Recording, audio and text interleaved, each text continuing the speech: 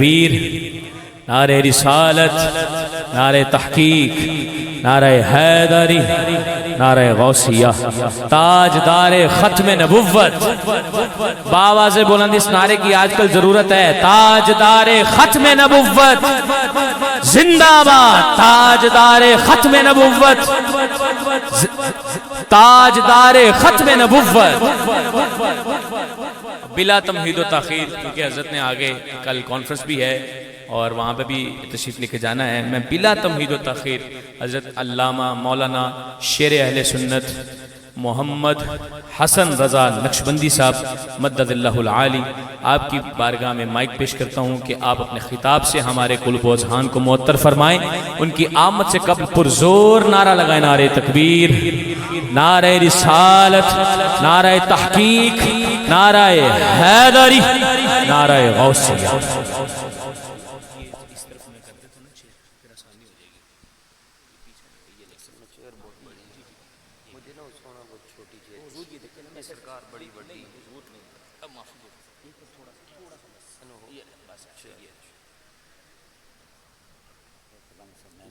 جی سونا نا یہ عادت پتہ ہی نہیں ہوتا کیا ناراض، آپ کی شفقت، آپ نے کرم نوازی فرمائی، آپ ہم سب کے لیے سلامتی ایمان اور سلامتی عشق کی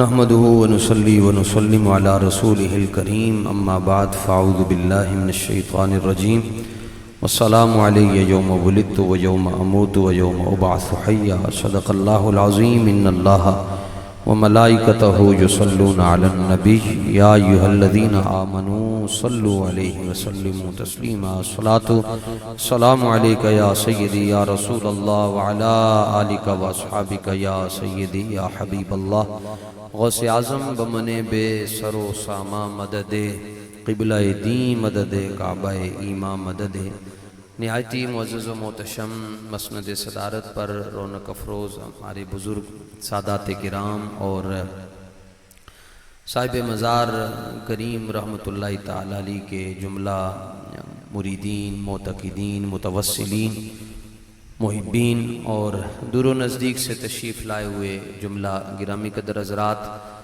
ہر سال کی طرح اس سال بھی آپ حضرت قبلہ مسعود ملت رحمۃ اللہ تعالی علیہ آپ کے قدموں میں آپ حاضر ہیں۔ مجھے بھی حاضری کا موقع مل رہا ہے۔ میلاد شریف کی دھومیں مچی ہوئی ہیں۔ میں آج کی اس نشست میں چونکہ مجھے کچھ یاد پڑ رہا ہے کہ اس نشست میں ایک دو مرتبہ ہم نے حضرت واصف علی واصف رحمۃ اللہ تعالی علیہ کو کوٹ کیا، تو میں ابھی جب قبرستان میں گزر رہا تھا تو مجھے غالب یاد آ رہا تھا، اور غالب نے ایک بہت خوبصورت بات کہی ہے۔ اس مقام پر اس کی بات کو اور ان پاکان امت سلسلہ عالیہ حمدان کے جو بڑے بزرگ ہیں ان کے قدموں میں اگر میں اس کو بیان نہ کروں تو میں یہ سمجھتا ہوں کہ اس کی بات کا جو حق ہے وہ ادا نہیں ہوتا۔ مرزا غالب شاعر گزرا ہے اور دنیا اس کو مختلف نگاہوں سے دیکھتی ہے۔ 1869 میں اس کا انتقال ہے اور 1857 میں اعلیٰ حضرت فاضل بریلی محدث بریلی آپ کی ولادت ہے۔ اگر اعلیٰ حضرت کے دور کا کچھ حصہ اس کو اور میسر آ جاتا تو امام احمد رضا رحمۃ اللہ تعالی علیہ اس کو کسی نہ کسی طرح سے اپنے طریقے سے بھی در رسول پر پہنچا دیتے۔ خیر وہ صف ایک ہی ہے۔ غالب کہتا ہے کہ اگر کسی کو لولاک کا مطلب سمجھ آ جائے، لولاک بچپن سے سنتے آ رہے ہیں علماء سے واعظین سے کہ اللہ نے فرمایا لولا لما خلقت الافلاک، محبوب اگر آپ نہ ہوتے تو میں آسمان نہ بناتا، زمین نہ بناتا، سمندر نہ بناتا، ستارے نہ بناتا، کہکشائیں نہ ہوتی، فضائیں نہ ہوتی، ہوائیں نہ ہوتی، فرشتے نہ ہوتے، علماء نہ ہوتے، پیر نہ ہوتے، سید نہ ہوتے، اگر آپ نہ ہوتے تو لولاک، غالب کہتا ہے کہ اگر کسی کو لولاک کا معنی سمجھ آئے تو اس کو پھر پتہ چل جائے گا کہ یہ کائنات حضور کے دم قدم سے چل رہی ہے۔ یہ غالب نے لولاک کا یہ معنی بیان کیا۔ غالب کہتا ہے لولاک کا مطلب ہی یہ ہے کہ یہ جو دنیا آپ کو چلتی ہوئی نظر آ رہی ہے یہ حضور کے دم قدم سے چل رہی ہے۔ چونکہ غالب کی بات تھوڑی مشکل ہے، اس کو پھر کلندر لاہوری نے تھوڑا سا اور آسان کیا۔ اقبال کہتا ہے ہو نہ یہ پھول تو بلبل کا ترنم بھی نہ ہو، چمن دہر میں کلیوں کا تبسم بھی نہ ہو، یہ نہ ساقی ہو تو پھر میں بھی نہ ہو، خم بھی نہ ہو، بزم توحید بھی دنیا میں نہ ہو، تم بھی نہ ہو، خیمہ افلاک کا ایستادہ اسی نام سے ہے، نبض ہستی تپش آمادہ اسی نام سے ہے۔ پھر اعلیٰ حضرت نے اس کو اور آسان کیا۔ اعلیٰ حضرت فرماتے ہیں زمین و زمان تمہارے لیے، مکین و مکان تمہارے لیے، چنین و چنا تمہارے لیے، بنے دو جہاں تمہارے لیے۔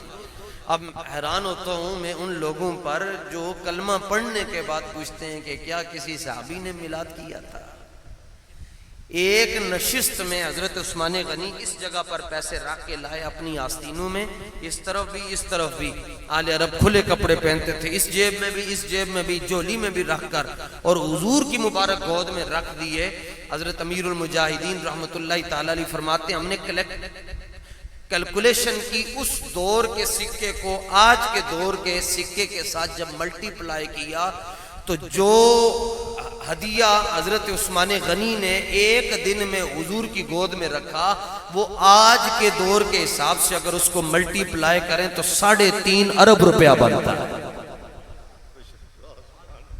3.5 ارب روپیہ جو ایک دن میں حضور کی مبارک گود میں رکھ رہے ہیں، انہوں نے میلاد پر خرچہ نہیں کیا ہوگا۔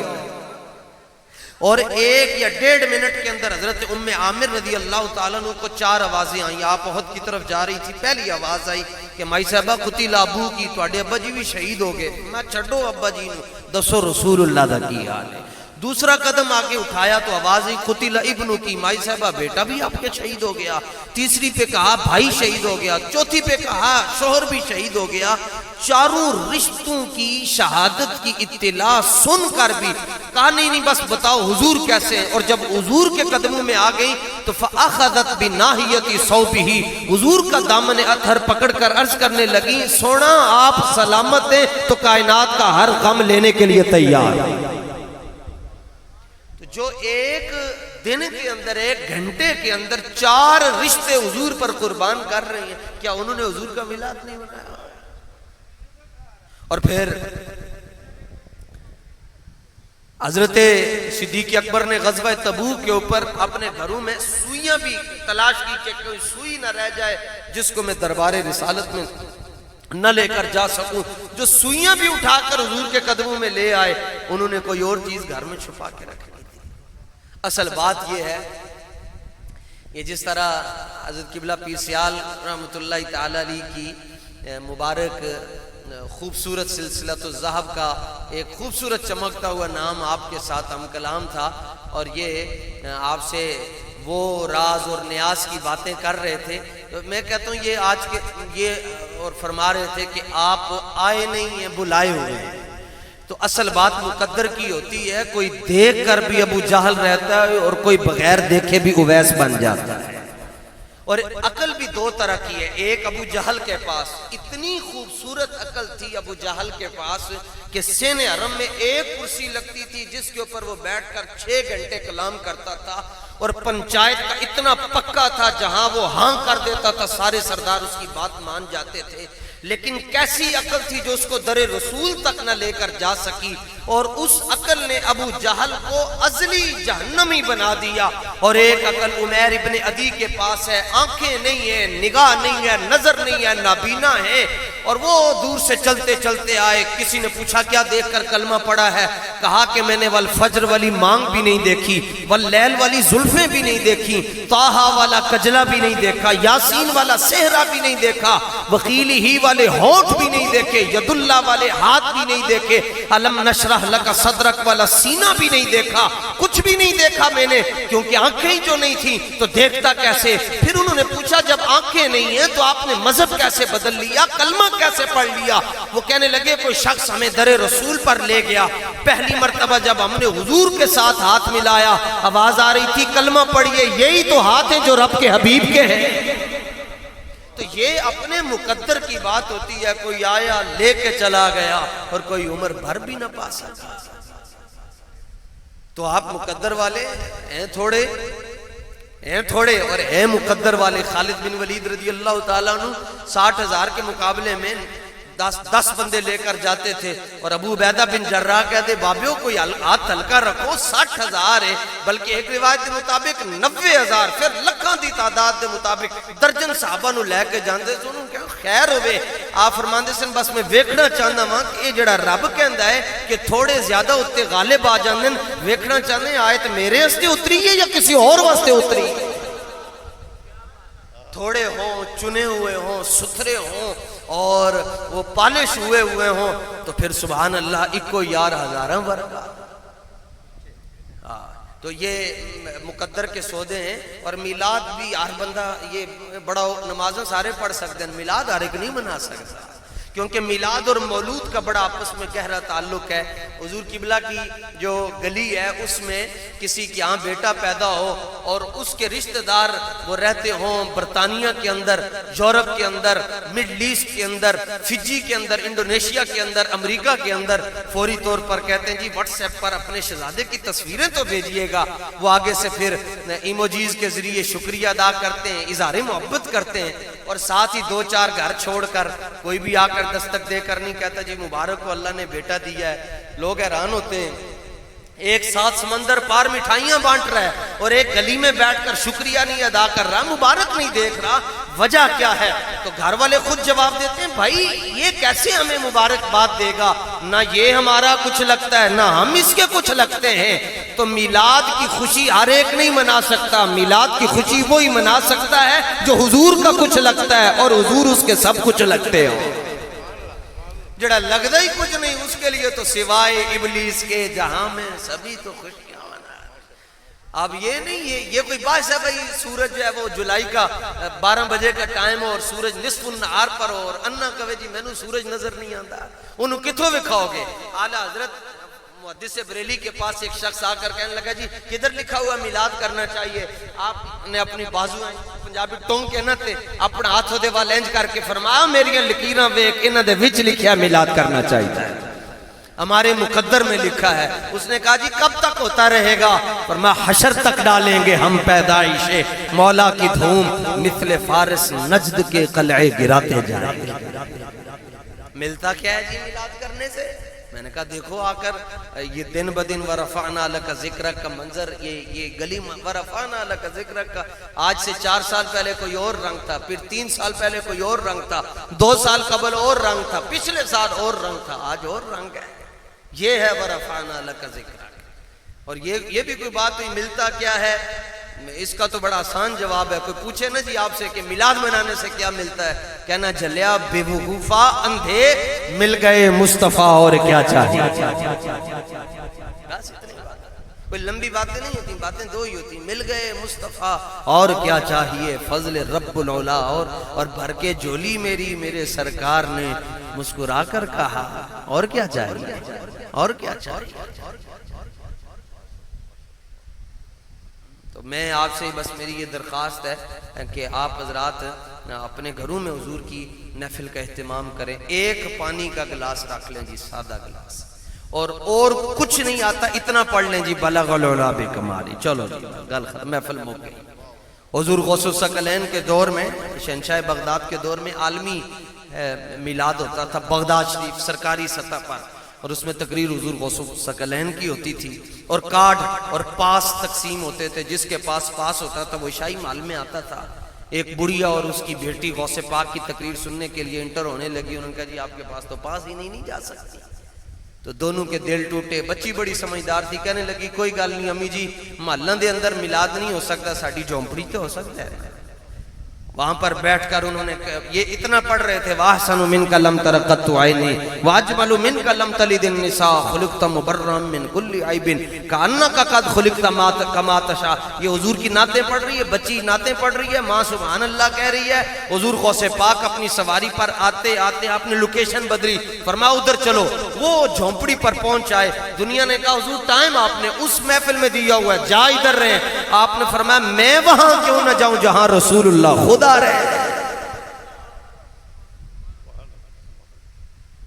تو یہ میں نہیں زوری قصوری نے کیا، محبوب کی محفل کو محبوب سجاتے ہیں، آتے ہیں وہی جن کو سرکار، اور وہ لوگ خدا شاہد قسمت کے سکندر ہیں جو سرور عالم کا میلاد مناتے ہیں۔ اللہ جل شانہ میری آپ کی ہم سب کی حاضری کو اپنی بارگاہ میں قبول فرمائے۔ میں یہاں تقریر کے لیے نہیں آتا، میں حضرت قبلہ کی دعائیں سمیٹنے کے لیے آتا ہوں۔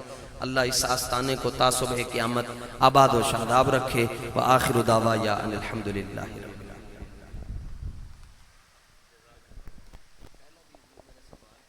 ماشاءاللہ ماشاءاللہ یس ماشاءاللہ۔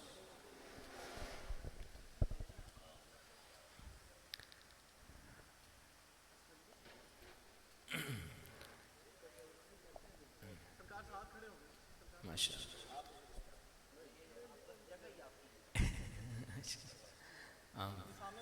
قاسم بھائی